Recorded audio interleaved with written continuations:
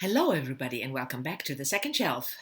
On this Wednesday, I thought I'd film a discussion video. I don't do that very often, but sometimes there is a topic that really interests me, and anyway, the discussion is about art and subjectivity. And this video is sort of a response to a video done by Steve Donoghue, I think a week ago. I will leave a link to his video down below. Go and watch and subscribe if you're not, which I can't really think that you are not. And Steve's video, in turn, was a response to another video done by Mark from Words Everywhere. I tried to find that, but I think Mark removed it for whatever reason. But he has a great channel, and you should subscribe. If you don't know him, please check him out and subscribe. But anyway, the topic was whether we can judge art objectively, or whether every judgment we give on art is automatically and by definition subjective. First, there are a lot of points that Steve made in his video that I think are very valuable and true. And the first really important thing that he talks about is that we have to make a difference between art appreciation and art judging. And I will just, talk about books, because I don't know the first thing about art. So books. In other words, whether you like a book or whether I like a book is completely subjective. So the appreciation part of a book is subjective, and there is absolutely nothing wrong with that. If you are interested in historical fiction and you like a book, that's just, what you should do. That, by the way, that's the first sort of addition I wanted to make to Steve's video. That doesn't mean that the personal appreciation can't change over time. First of all, because, we change. I have a different taste now than I did 20 years ago in books. And second of all, because appreciation also depends, your personal appreciation of a book also depends on what else you've read. If you start reading classics, you might not like them. My first encounter with the Odyssey, I just thought it was extremely boring. And then I reread it again. I got some explanation, some more background, and gradually I started to like it.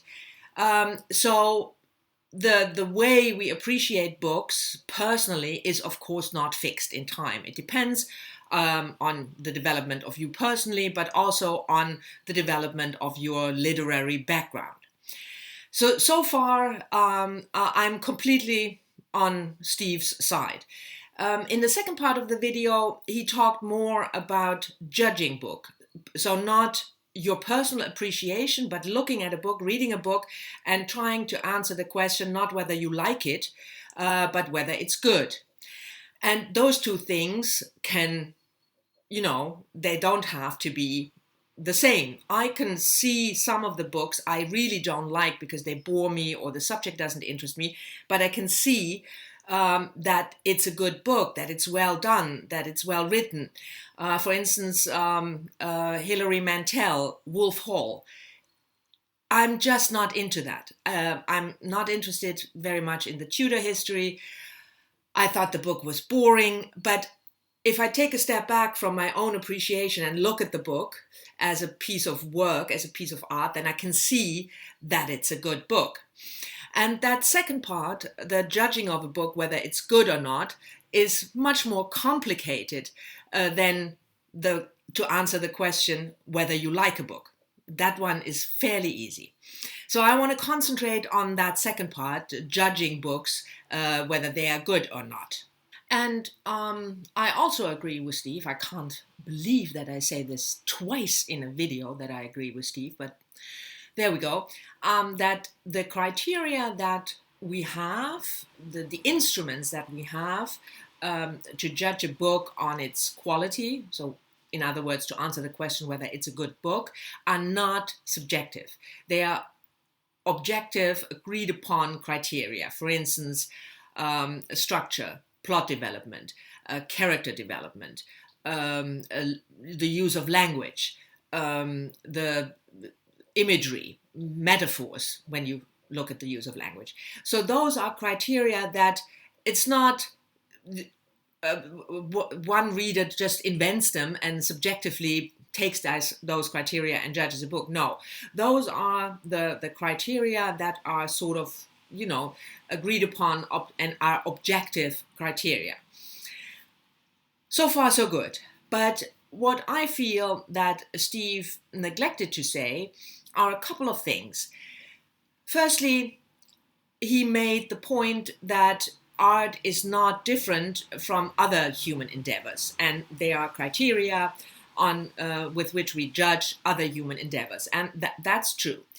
But what he failed to mention is that other human endeavors, particularly endeavors where we have this judging element in it, or a competition element in it, are often judged by criteria that are measurable. In other words, whether the German soccer team wins from the English soccer team is judged by the amount of goals. So that's measurable. 2 goals more than 1 goal. Or whether who wins the 100-meter race, it's just who is fastest, and that's measurable. I mean, difficult at now, measurable, because sometimes the difference is so minute that they have to look at the cameras, but it's still a measurable difference. In art, or if I only limit myself to books, the objective criteria are not in that sense measurable. We don't measure the quality of the book by the amount of words or the amount of commas or anything that we can count and measure. So, in other words, it's a more difficult judging process than just to look at how many goals German soccer team had compared to the English soccer team. So that's my first sort of addition to what Steve said. And that means that judging a book is more complex and more complicated, even if we have objective measures. And that's where figure skating comes in. Let me explain. In figure skating, these people on the ice making all kinds of loops and jumps, and you know what I mean. You have objective criteria for judging. And there's a whole book where you can look up what kind of criteria there are, like skating skills, performance, transitions, And some of them are rather easy to judge because they're in a way measurable, like skating skills. You can measure whether the skater is scratchy or whether it's smooth, or you can see that, you can hear that, you can measure that in a sense. You can also measure the technical skills, how many jumps, whether it's a 2, turn jump or 3 turn jump, which is more difficult. Those are easy, but transition is easy as well. In between those difficult figures, does the skater just, skate in loops, or is it more inventive than that? But there are other objective criteria that are much more abstract and depend largely on the judge's opinion. For instance, interpretation or performance, especially. In performance, the judge has to answer the question whether the skater is fully engaged with the public, whether he is theatrical in a way, whether he interprets the music.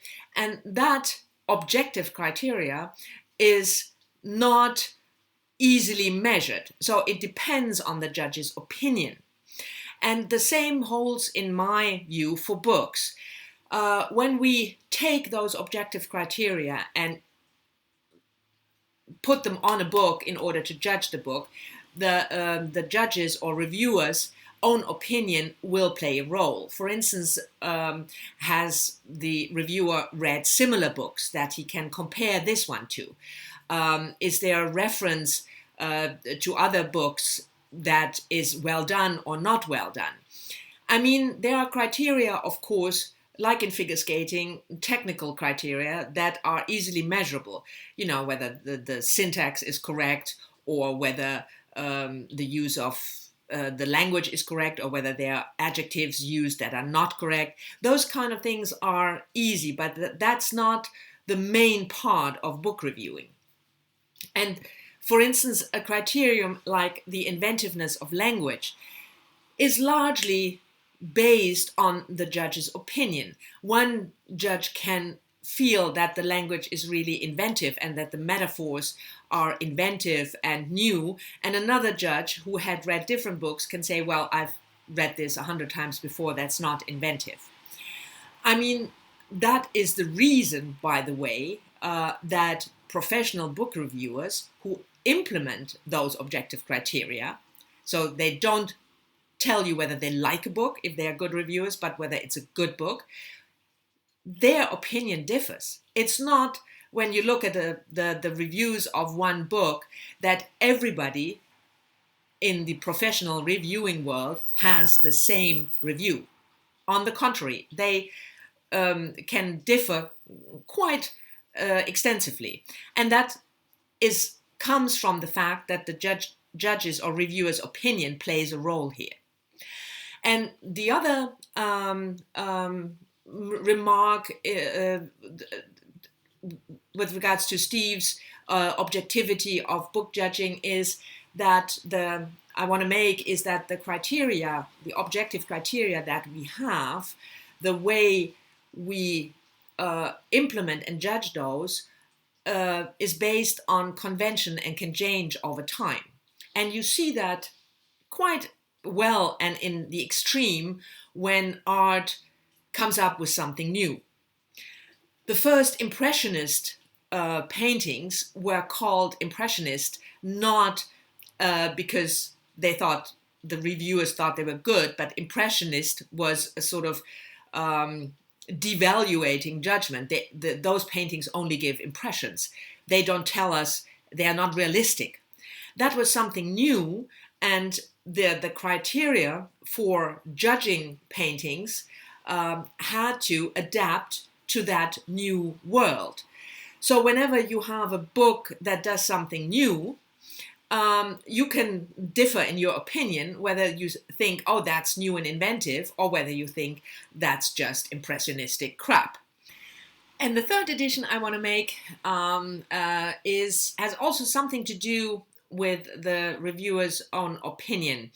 And that is, if you have all these criteria, whether you judge a book as good or not also depends on how much emphasis you put on each criterion. And it's not necessarily that you put plot, character, and language equally. A lot of reviewers, for instance, if they are really into inventive language, if they think in their opinion, that's the most important criterion to judge a book, then they will be more inclined to find a book good if the language is really inventive and, poetic, and the imagery is fantastic. Maybe the plot is not new or, a bit cliched, but for them, a reviewer like that would still think it's a good book because of the language. So my conclusion would be, first of all, it's easy to just like a book or dislike it. There's no discussion about this in the sense of you are right or you are wrong. You like the book you like, and other people might dislike it. But if you try to judge a book and answer the question whether it's good, you should tell the reader, for instance, that language is the most important criterion for you, and that's why you think this book is particularly good, because the language is so inventive. And you should point out that plot is not one of your main concerns, and the plot might be a little bit cliched, but that doesn't devaluate or the book as a good book. So I think it's important that a reviewer makes that clear. But anyway, those were my 2 cents on figure skating and book reviewing. Thank you very much for watching. I hope you've enjoyed it. Let me know down in the comments what you think, whether you think it's important that we try to judge books objectively and answer the question whether it's a good book, and whether you agree with me that there are certain criteria that more depend on a judge's individual interpretation. Or whether you think it doesn't matter at all. Anyway, I'm interested in your opinion. That's what I tried to say. And I'll see you all soon in my next video. Bye-bye.